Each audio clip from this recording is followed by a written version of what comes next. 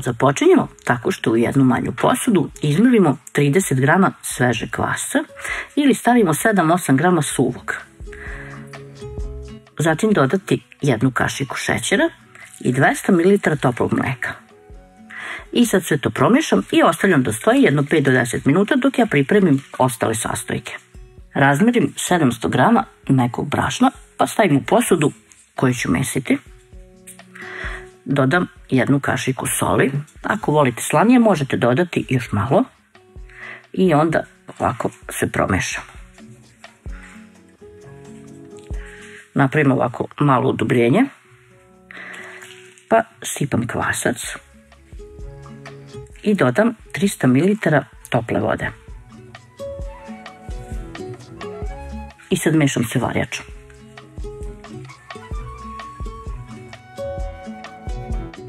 Pa testo prelijemo sa nekih 20 do 30 ml ulja. Sad ćemo malo ove ivice da ubacimo u sredinu. Par krugova ćemo uraditi ovako. I sad uzmemo ovo testo, okrenemo ga, potapkamo ga. Bitno je da vam ostane okolo ulja i ostavimo na toplo mesto da odstoji 30 do 60 minuta. Kada nam testo odstoji i naraste, treba da izgleda ovako. Sad postavimo brašnom radnu površinu, pa testo izvadimo.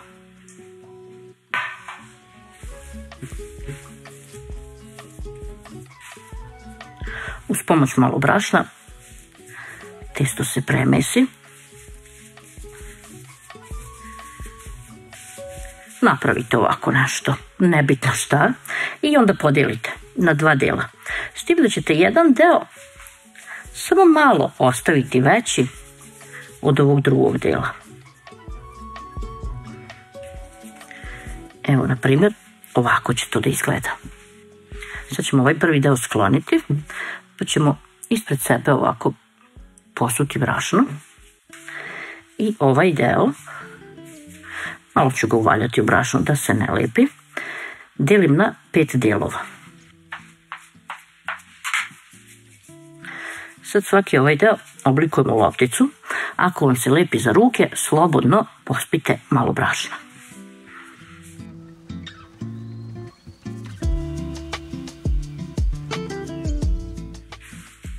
Sad uzmemo ovaj drugi deo.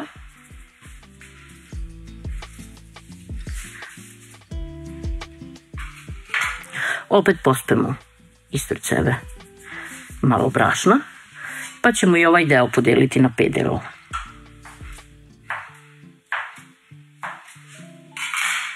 I sad opet svaki deo oblikujemo u lopticu.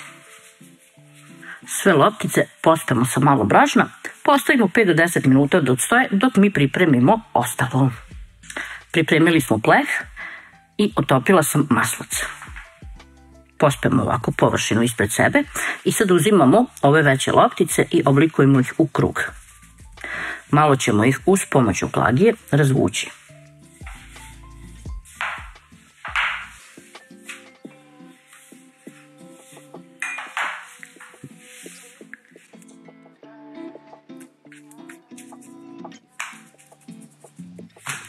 Uzmemo jedan deo testa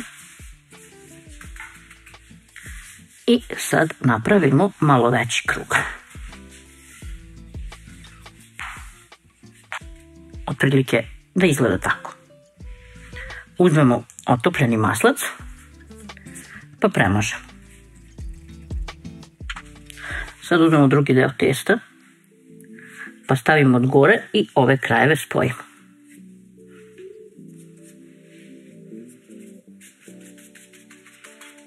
Potapkamo ovako rukom, pa opet premažemo.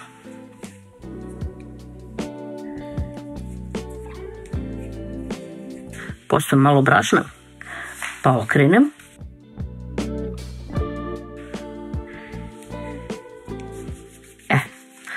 Sad ću mi to da pomerim ovako sa strane. Pripremila sam i jedan papir na koji sam ispod nacrtala krug. Krug to mi je prečnik pleha. I sad stavimo na sredinu. potrebno je da ovo testo bude manje od prečnika kruga. I sad delimo na 8 delova, ali ne sečemo do kraja. Sljedeće što radimo je podlačimo ove trouglove ispod.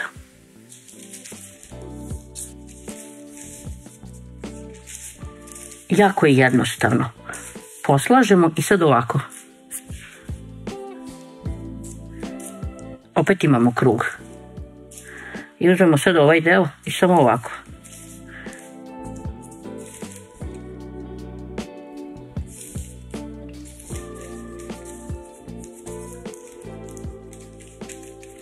Ako neće lepo da stoje, slobodno ovako ubacite ispod.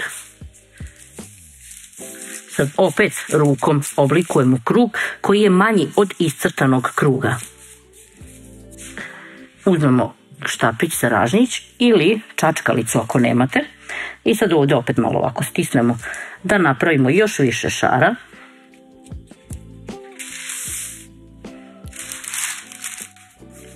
I sad sklonimo sa strane. Opet malo brašna i isti postupak ponavljamo. Za miješanje sam utrošila 700 grama brašna, dok sam za ovaj dodatni rad utrošila još 100 grama. Mažemo otopljenim maslacem i slažemo opet kolutove jedan na drugi.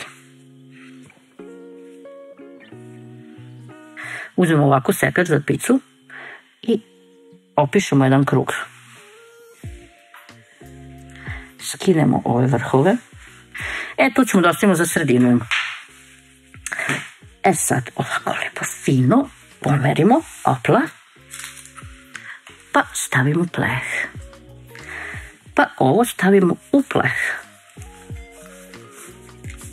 Ovaj stari sekač nam je velik. Uzet ćemo sekač za picu. I sad onaj postupak ponavljam. Možete vi sad na ovu drugu stranu, ali se to meni ne dopada.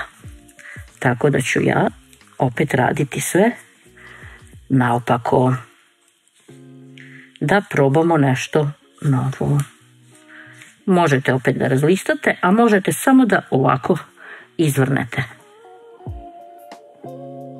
Kada ovako išaramo, uzmemo paricu koju smo namenili, operemo je u sodi bikarboni i sirćetu i sad je zabodemo negdje.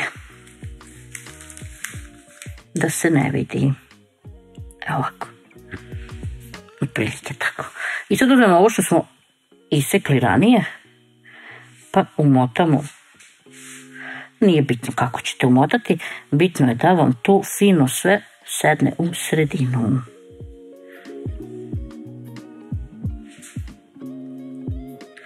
Sad kad to uradimo, ostavljamo da odstoji i naraste. Nakon nekih 30 minuta umutimo jedno jaje, pa sa njim premažemo cijelu pogaču. Po želji pogaču možete posuti raznim semenkama ili je dodatno dekorisati.